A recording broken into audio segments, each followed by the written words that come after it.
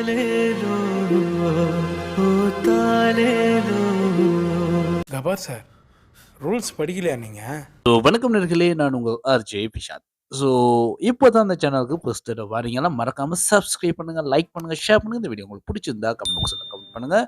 So இந்த channel உங்களுக்கு பிடிக்கலான்னு பிரச்சனை கமெண்ட் பாக்ஸில் கமெண்ட் பண்ணுங்கள். ஸோ இன்றைக்கி நாங்கள் என்ன பார்க்க போகிறோம்னா அதுக்கு முன்னக்க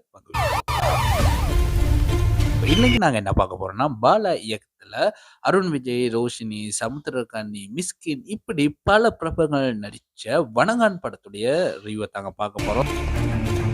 ஸோ இந்த படத்தை பார்த்தவங்க கமெண்ட் பாக்ஸில் கமெண்ட் பண்ணுங்க இந்த படம் எப்படி இருக்குன்னு. இந்த படம் உங்களுக்கெல்லாம் ஆல்ரெடி தெரியும், சூர்யா வச்சு எடுத்த படம். ஸோ சில பல காரணங்களால சூர்யா இந்த படத்துல இருந்து விலகி அடுத்து அருண் விஜய் சேர்ந்திருக்காரு. ஸோ இந்த அருண் விஜய்க்கு ஒரு கம்பேக், பக்கா கம்பேக் படமா இருக்கணும், இருந்தா ஆகணும்.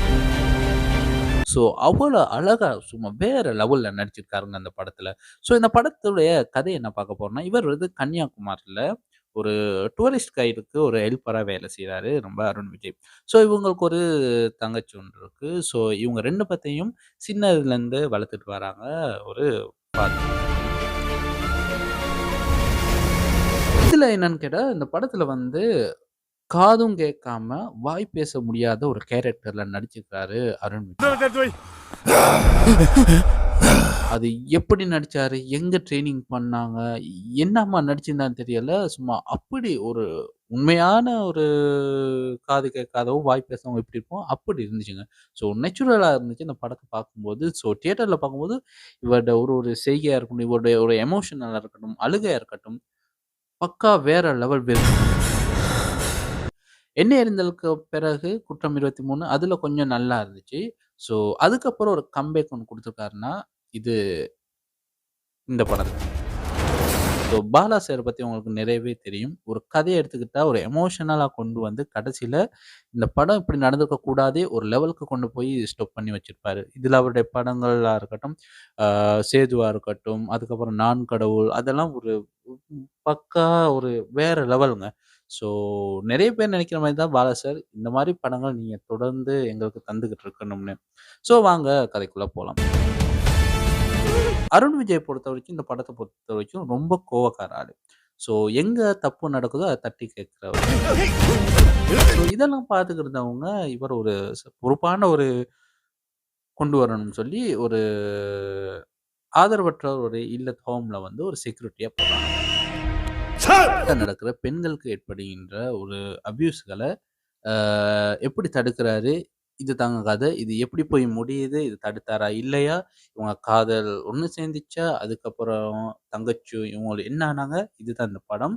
ஸோ வேற லெவல்ல கொண்டு போய் ட்ரீட்டாக கொடுத்துருக்காரு பாலா.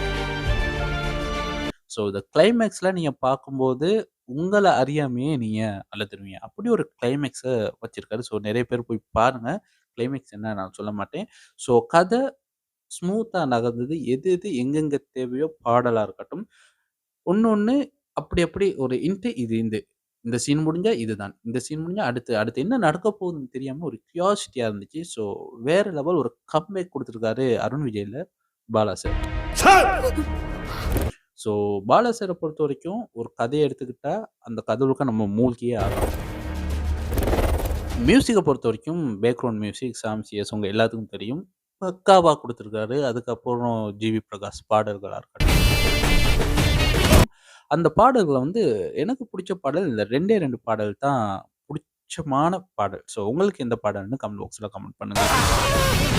இந்த படத்தில் யாரோ நீ பாடலும், முகிலின் மேலே ஒரு பாடல் சைந்தவி பாடியிருப்பாங்க. அப்படி ஒரு மெலோடி சும்மா அந்த மாதிரி இருந்துச்சு இந்த பாடல். விஷுவலாக பார்க்கும்போதும் நல்லா இருந்துச்சு. இந்த ஃபைட்டிங்காக நிறைய காயங்கள் ஏற்பட்டிருக்கு போல் அருண் விஜய் ஒரு ஃபைட்டில் சொல்லியிருப்பாரு. ஸோ தரமான படமாக இருக்குது. ஸோ இந்த பயணம் வனகான் வந்து ஒரு பக்கா கொமர்ஷியலாக வேற லெவல் படம்னு சொல்லலாம். ஸோ இந்த படத்தை நீங்கள் பார்த்துருந்தா கமெண்ட் பாக்ஸில் பண்ணுங்க.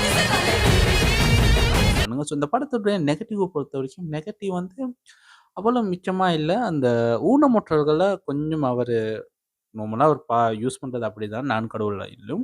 ஸோ அந்த மாதிரி கொஞ்சம் மனசை ஹார்ட்டை டச் பண்ணுற மாதிரி எடுத்துக்கா. ஸோ அது நெகட்டிவ்னு சொல்லலாம். ஸோ இந்த கதைக்கு எது தேவையோ அதை பொறுத்திருக்காரு. ஸோ வனகான் எப்படி இருக்குன்னு கமெண்ட் பாக்ஸில். ஸோ அடுத்த ஒரு வீடியோ சந்திக்கும் வரை உங்கள்ட்ட நான் உங்கள் அஜய் விஷாத்.